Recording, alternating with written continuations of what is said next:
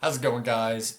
Today we're checking out CBS News. They just released DOJ releases more Epstein files that could include videos, emails, and documents. So, I mean, it's a short video. Let's just check it out real quick, see what they say. Out of Washington, the Justice Department just dropped a trove of new documents and hundreds of videos from the Jeffrey Epstein files. Now, this comes as Epstein survivors and lawmakers are accusing the Trump administration of... So this one was already released.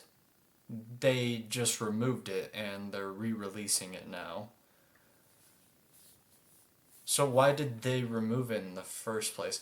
Also, it was proved that one of the photos that was blacked out a little bit was just a close-up of the left side here, where you can see the pink picture, and they had the Pope, I believe, and the one on the right. Those both blacked out, so you could only see the pink picture, I believe. But yeah, they had already released this entire photo. So when everyone saw the blacked out, they were like, what's the point of blacking that out? These are people that should be released. They're not victims. breaking the law by failing to meet last Friday's deadline that Congress set for releasing all of the documents. And former President Clinton, who appears in some of the photos, is calling on the department to release everything. Really? Insinuating wrongdoing against those who have been repeatedly cleared. CBS Justice correspondent Scott McFarland reports. He's really like, I got nothing to hide, fools.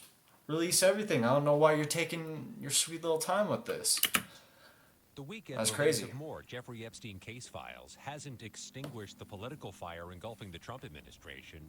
It's inflamed it. I believe they're trying to protect rich and powerful people who are involved or involved in the cover-up.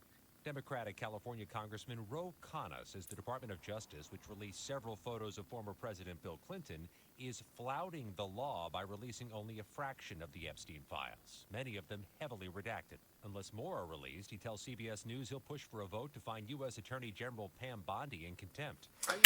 Well, the reasoning behind it is because they said in the release agreement that they have to explain why it was redacted and release everything if, you don't have an explanation for it. And the only reason it could really be not released is if they were victims. I'm sure there were other guidelines, but the biggest thing was if they were victims, leave their faces out of it, or, minors. Don't want to go after Pam Bondi. My interest is getting the documents out. Some files, including one with a photo of Trump and women, were posted, then taken down, then posted again.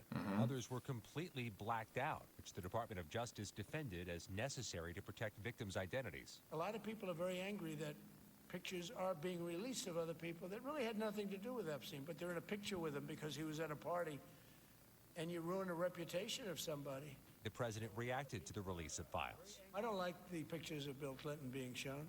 I don't like the pictures of other people being shown. I think it's a terrible thing. Among the documents causing alarm, a 1996 report.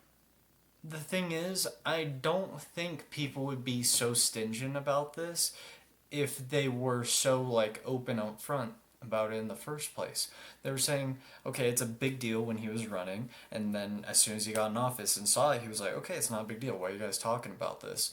And we were all like, well, because it seems like a big deal and you haven't really given us anything.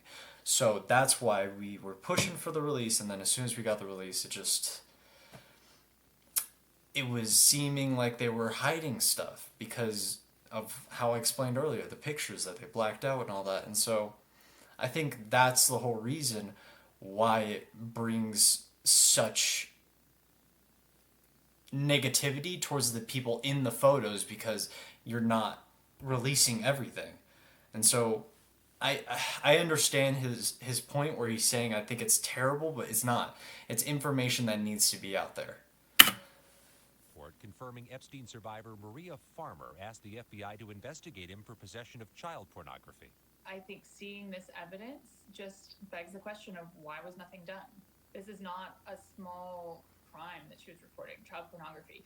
The Department of Justice did not respond to requests for comment. CBS News has learned a group of Epstein survivors are planning to come back here to Washington in January to the Capitol. That's something I heard ask about. Congress to intervene if the full files aren't released. And there were about 3 women, I believe, that like were very upfront about they were coming forward. Like they like, you know, I assume a lot of the victims want to stay hidden, but there were 3 women that I saw that were very upfront that they were gonna testify.